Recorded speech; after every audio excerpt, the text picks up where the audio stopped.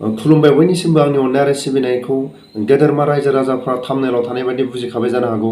गाव गावनि बेसेन गोसा समखौ जेरावखि थाया दसे खोनासंलाङोबा आंनि गोसो गोरबोआवबो गोजोननाय मोनगोन आरो गासैबो काहानिखौ बुजिलांगोन। दिनैनि बे समाव गेदेरमा रायजो राजाफोरजों सावरायगोन। गेदेरमा रायजो राजाफोरनि खाथियाव सोरनिबा जिउ जारिमिनाव रागा जोंथावना जायोबा, सोरनिबा जिउ जारिमिनाव मिनिथावना जायोबा, बिथांमोननि जारिमिनजों गोरोबोबा आङो निमाहा बियो। दिनैनि बे सावरायनो गोनां माखासे बिथांखियानो जाहैबाय आंनि लोगोफोर सानैसो आंजों फन हरनानै आंनाव सोंहरदों। मिनिथावना, दुखुनांथावना आरो गोसोखाङोबा गाबथावना जेरैबायदि सोंहरबाय गबिन्द सारनि बैसोखौ। जेब्ला आं गबिन्द सारनि बैसोखौ खिथाहरबाय 70नि आप जाबाय, खमावबो फार्स्ट टाइम आं बुंबाय 85 बा 80नि गेजेराव बिनि बैसोआ बा 70खौ बियो बारखाबाय। बिनि बैसोखौ आङो लोगोफोरनि सिगाङाव बुंहरबाय। लोगोफोरा आंनि सिगाङाव फनजों ओरैबायदि आंनि लोगोफ्रा आंनाव फनजों सावरायहरदों, बिसोरो साइक'लजि फरायनाय।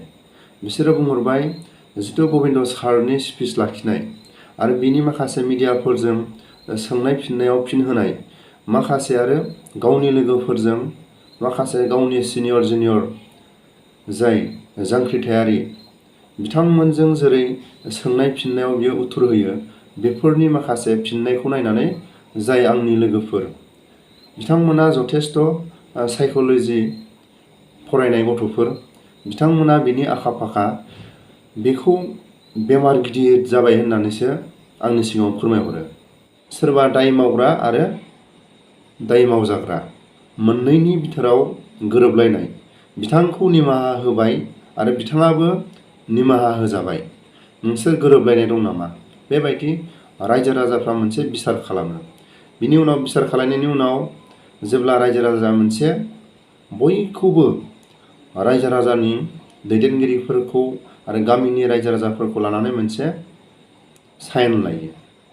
मोनसे रायजो राजानि सिगाङाव सक्ति मोनसे साइन बिथांमोना रायजो राजानि फान्डुलुपि बायदि गनायनानै बे खोथानि थाखाय दिनैनिफ्राय जोबस्रांलायबाय, मोनसे सानलायनाया दिनैनिफ्राय स्रां जाबाय। बे मोनसे बिसारनि उनाव जेबो हेंथा थाया। नाथाय बिसार जायैनि सिगां बै दायनिगिरियाबो आरो दायनिगिरि हमग्रायाबो बिसोर माबा मोनसे नांलाय खमलाय, बुलाय सोलाय जानानै माबा मोनसे एक्सिडेन्ट जानो हागौ। बेहाय बिसार जायैनि सिगां जाय बुग्रा आरो बुजाग्रा माबा मोनसे एक्सिडेन्टआ बुलायलायबाथ' जाखागोन। बेहाय रायजो राजाफ्राथ' नायस्लाबनो हाया। बे समाव बुंनांगौ जेबो थाया। जेब्ला गबिन्द सारमोनहा NDP आफादा दावहा नांबाय थादों, बर' हारिया दावहा नांबाय थादों, बे समाव हमजादों। बे समाव माखासे बर' हारिनि जिउ जारिमिनावबो बिदि जादों। मानो होनोब्ला सरकारा बोलो गोनां आरो सरकारा जेरै सानो ओरै माखासे खामानिखौ मावनो हायो। NDP आफादाथ' सरकारजों नांफिननो हानाय, टेबोलाव माखासे आयेनखौ लानानै सरकारजों नांलाय खमलाय खालायनो थाखाय जोंहा रावबो गैया। बिनि थाखायनो जोंहा दिनै खाख्रबनानै दोनजानाया जोंहा दिनै गेदेरमा रायजो राजाफोरनि खाथियाव, बर' रायजो राजाफोरनि खाथियाव जोंहा दिनै मोगथां महर, जेरै सरकारनि खाख्रबनानै दोननायखौ जों दिनै मोगथां महराव नायनानै थानो, खोनासंनानै थानो जोंहा गोनां जादों। बै समाव जेब्ला गुबुन गुबुन NDPनि दैदेनगिरिफ्रा गबिन्दआ हमजादों, बे गोदोनि हमजानायखौ लानानै माखासे दानि बे एकर्डनि जायफोर जोबथेसालियाव दं, बिनि माखासे उत्तरा गोरोबा। खारनायाव नैबेखौसो आं बुङो, जेब्ला गबिन्द सार आरो गुबुन गुबुन दैदेनगिरिफोरनि हमजानायजों आरो एकर्डनि उनाव जायफोर जोबथेसालियाव दं, जेब्ला एकर्ड जायैनि सिगां बिथांमोनखौ जेलाव दोनबाय।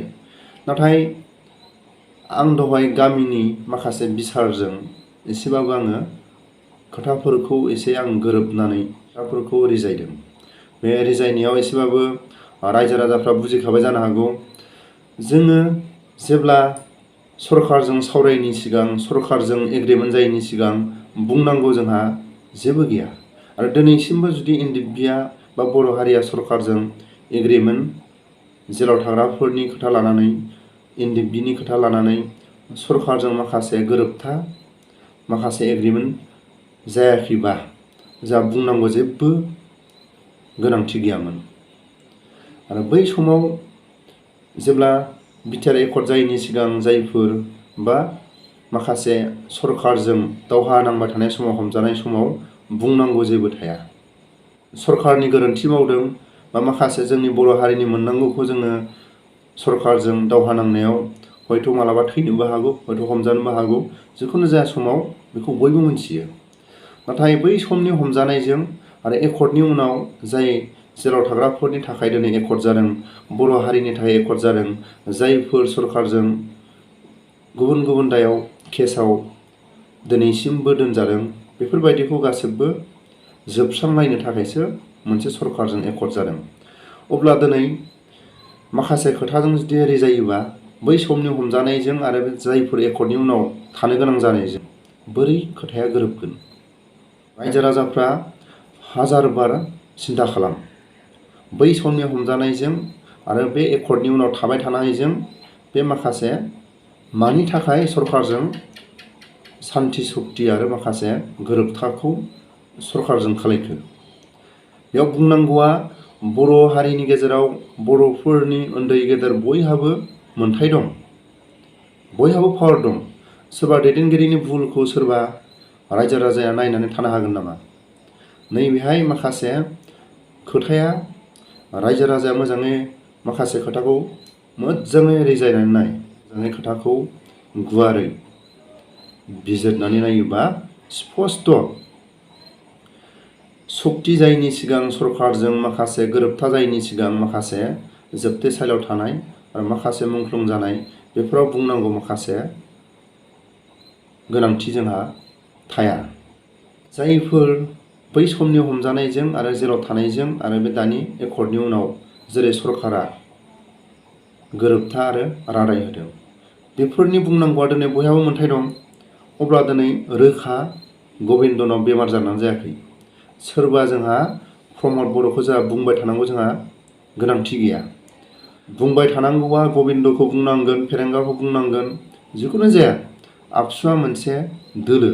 आबसुआ मोजां गाज्रि बर' हारिनि थाखाय मा मावगोन मा मावा, मालाबा समाव फुटबल गेलेग्राया मालाबा समाव मोनसे गोरोन्थिनि थाखाय जेननो गोनां जायो।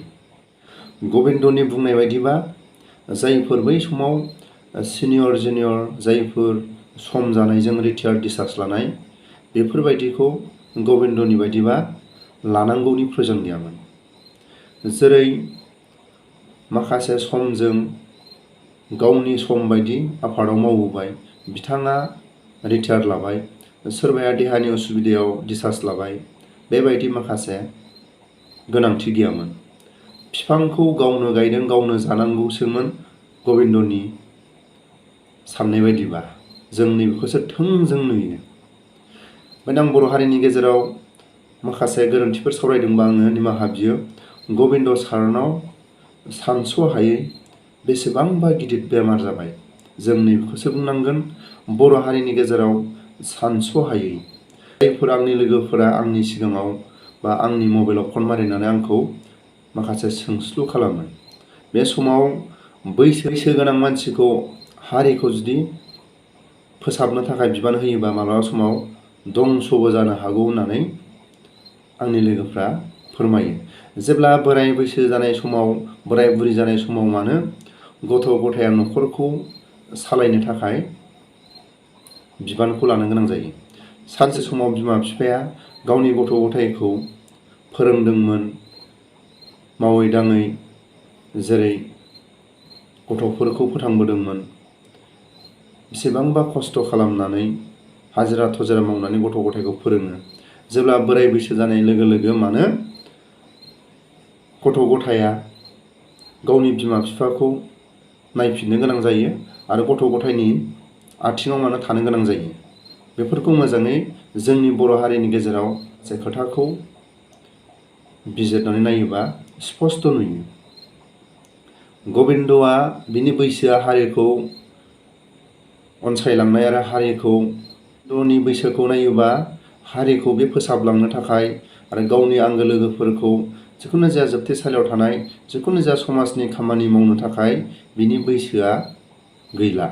बिनि थाखायनो फैबाय थानाय बिनि सम आरो बोथोराव गबिन्द सारनि बिबानखौ बोखारनाया मोजां आरो बोखारैनि सिगां आरो बिबानखौ लानानै बेसेबांबा हारिनि गेजेराव गुंले खालायलांनायासो बे जोंनि हारिनि गेजेराव गनायथावना नङा। जोङो सानसे समाव जों खोनादोंमोन बिमा बिफाफ्रा रायजो राजाखौ लानानै बिदा फंबायनो हाखौ राननानै होनो गोनां जायो।